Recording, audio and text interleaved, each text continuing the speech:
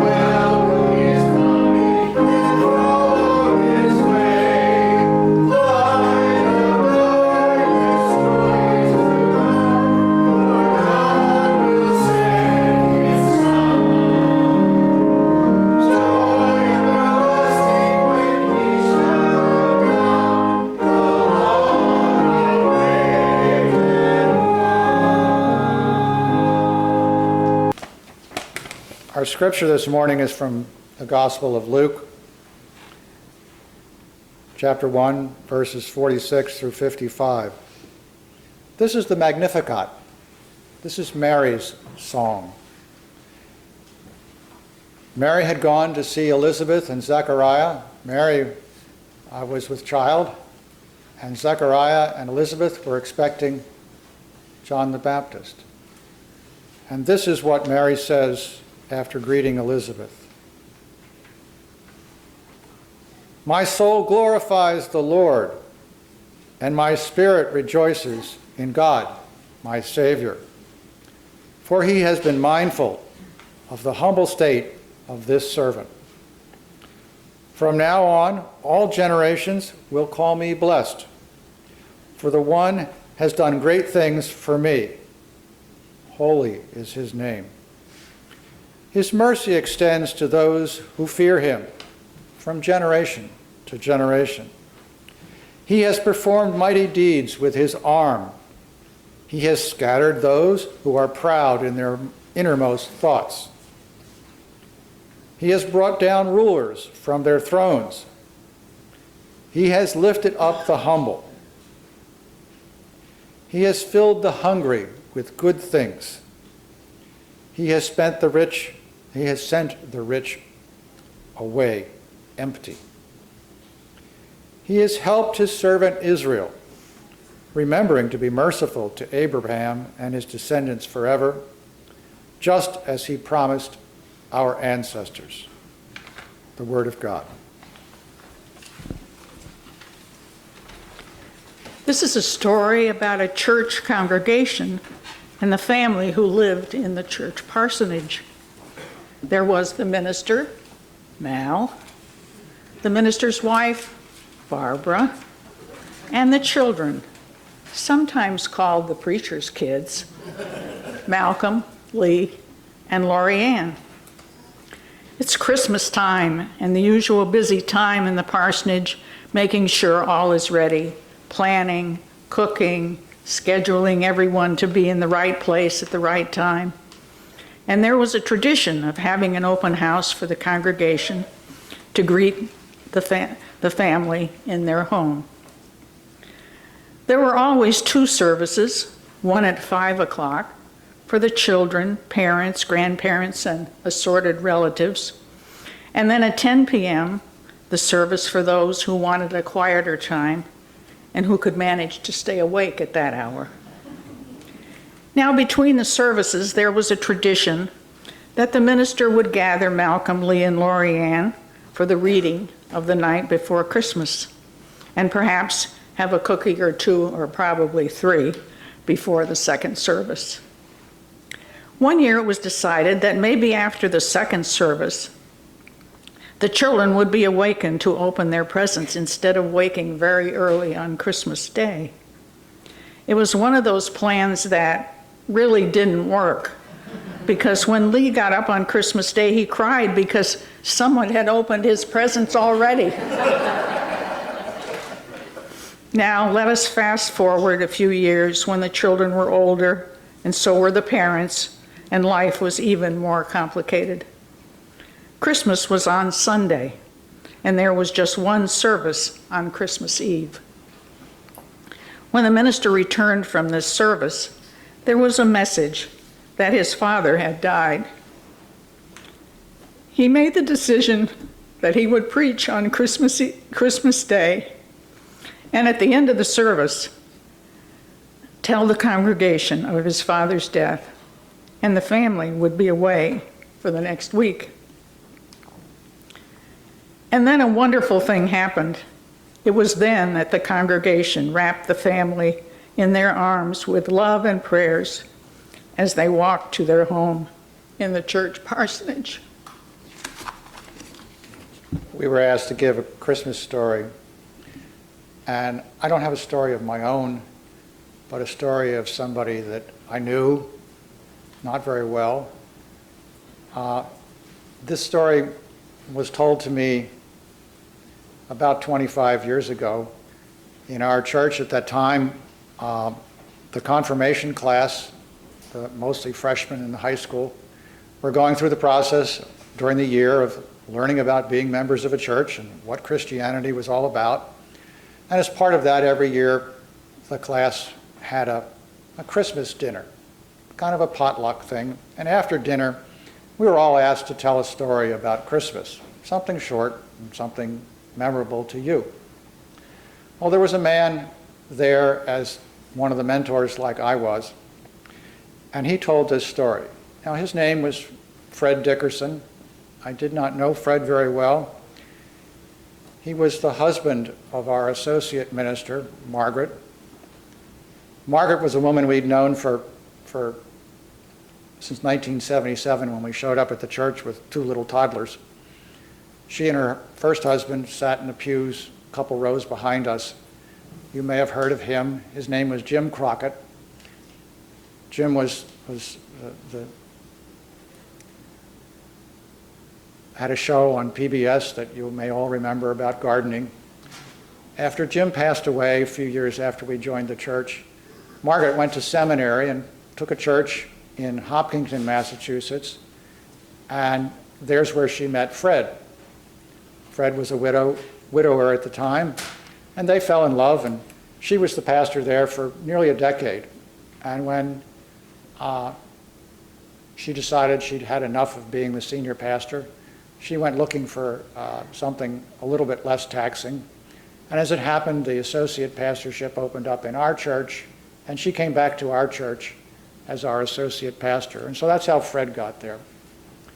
And so he was in the communicants class, and he told this story. The story takes place in Aachen, Germany, or somewhere near there. At Christmas, exactly 75 years ago, that was the Christmas of 1944, in the middle of World War II. Now, Fred was a member of the U.S. Army. I don't know what unit he was in. I don't even know much about his history there, but he said he had served in North Africa and Sicily, and this was the end of the summer after the invasion in France, and so he had certainly come across the beach, if not on June 6th, sometime since then, and traveled all the way across France and was now at the edge of Germany. Aachen, Germany is on the westernmost border of Germany, exactly where Belgium and the Netherlands meet with the German border. Aachen, Germany is an ancient town full of stone buildings. At least it was before the war. It is the place where Charlemagne had his castle and ruled the Holy Roman Empire, the so-called First German Empire, or Reich. The Nazis considered themselves to be the Third Empire, or Reich. In October, soldiers had fought their way around Aachen, and after 3 weeks of terrible fighting, had driven the Nazis out and moved on to the east towards the Rhine River and Cologne and into the rest of Germany, which they hoped to take. 10 days before Christmas, the Germans had counterattacked into the Ardennes forest just south of Aachen. We know this as the Battle of the Bulge in the United States. It's called different things in different countries depending upon where you're from. So there were terrible things going on, and it was a cold, cold fall and a cold winter. In fact, it would turn out to be one of the coldest winters on record in Germany that year. There was lots of snow and lots of frozen ground and lots of frostbite and lots of cold and chilly soldiers. Soldiers live outside. They're never inside. If they're inside, it's in the basement of some destroyed house that has no heat and no electricity. They're forever camping.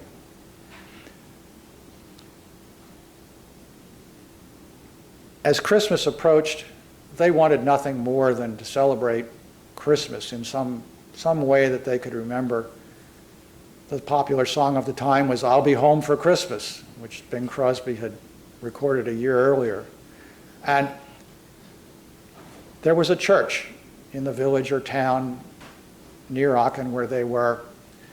And Fred and some of his fellow soldiers went to the chaplain and said, "There's a church down there. We would dearly love to have a Christmas service. Could we go to that church?"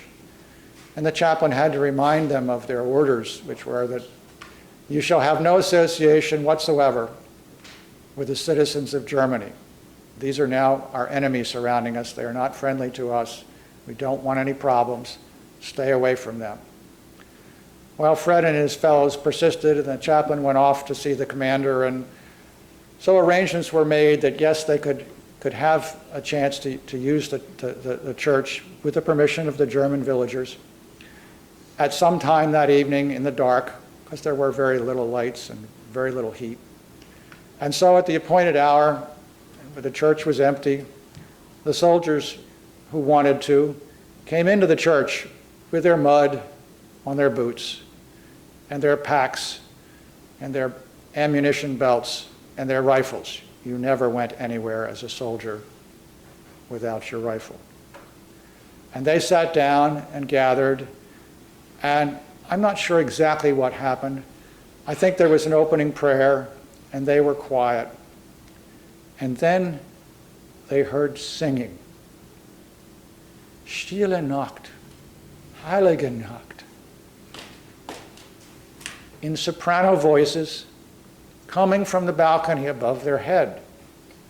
And they looked, and there at the edge of the balcony were a whole bunch of little German children singing Silent Night, Holy Night, in violation of all the orders that the church and the villagers and the soldiers had been given. They wanted to wish Christmas to these visitors from afar. I'm not sure what message they intended, or their parents, but they gave a terrific message to Fred and his fellows. And after they had sung Silent Night, they scampered down the stairs and out the back door of the church and into the dark to return to their homes. Every time I sing Silent Night, I think of what that church must have been like with the few candles that they had and the cold and the children in the balcony. Glenn, can we sing Silent Night? Silent night, holy night, all is calm, all is bright, round yon virgin mother and child, holy infant, so tender and mild, sleep in heavenly peace, sleep in heavenly peace. Good morning. Before I tell my little story, I just want to mention that before we came here, Barbara told me how her daughter called her this morning to wish her well. So her daughter is with her. And I can tell you that this is a jacket I gave my mother 27 years ago. And it was her last Christmas, and I thought it looked very Polish, although it was made in Mexico. And I have worn it one day a year at Christmas time, so my mom is with me this morning. The last time I saw Phil Mitchell, he was seated while we were downstairs in the vestry having coffee. And he was seated by the kitchen door, and I was rushing by with a coffee pot or maybe hot dogs that morning. And he stopped me and he said one thing that has haunted me since then. He said, "You have no idea of the impact you have on other people." And I didn't know what to say. I thanked him, I guess, and I raced on with my coffee. And that sentence has really haunted me. 61 years ago, my dad passed away in March. And that Christmas, as we approached it, my mother, my two brothers, and sister and I almost dreaded the holidays. But we persisted, and we were going to maintain things the way they always were. My teenage brothers were charged with going out and buying a tree and putting it in the stand and put lights on it, and then we would all decorate it. And they put the tree up, and we proudly stood back, and the tree fell over. So they put it in again, and the tree fell over. We looked closely, and my teenage brothers had purchased a crooked tree. So we pulled together, got out fishing line and some cup hooks, and we basically attached the tree to the ceiling and the wall and the window frame. We decorated it up, and it was a beautiful tree. We learned a lot from that tree. We learned that in this time when we missed our dad so much, that we could pull together and we could make lemonade out of lemons, and we could decorate a crooked tree and we would survive. We had no idea of the impact of that tree, the profound impact on our lives. 12 years ago, I moved to Cape Cod, and I wanted my life to be as traditional as it always had been. So I bought a Christmas tree, a live tree, and a friend helped me put it in the stand. And I spent the day decorating it with my old dog on the couch, watching me do it. And I put out all of my treasures and felt like I was going to continue on in my life as I started it anew, and things would be good. In the middle of the night, I heard a crash. And I went downstairs, and my Christmas tree had fallen. And with it, all of those fragile ornaments that I had collected over 40 plus years of marriage and my whole life. And so, with my cat, my old dog sitting on the couch, he watched me sweep it up. And while I swept it up, I swore, I yelled, I cried, and I laughed. And I swept up all those things. And it came to me during that night that those ornaments were just things, and the memories of my life would never be lost. I had no idea the profound effect of that fallen Christmas tree had on me. I guess what I want to say is that the effect of Phil has been profound, and I want to believe that the people who lived in the area of Bethlehem over 2,000 years ago had no idea of the profound effect that there would be from a little baby born to a poor, homeless, refugee family.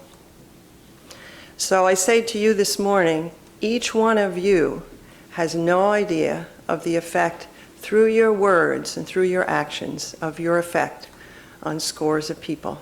Merry Christmas.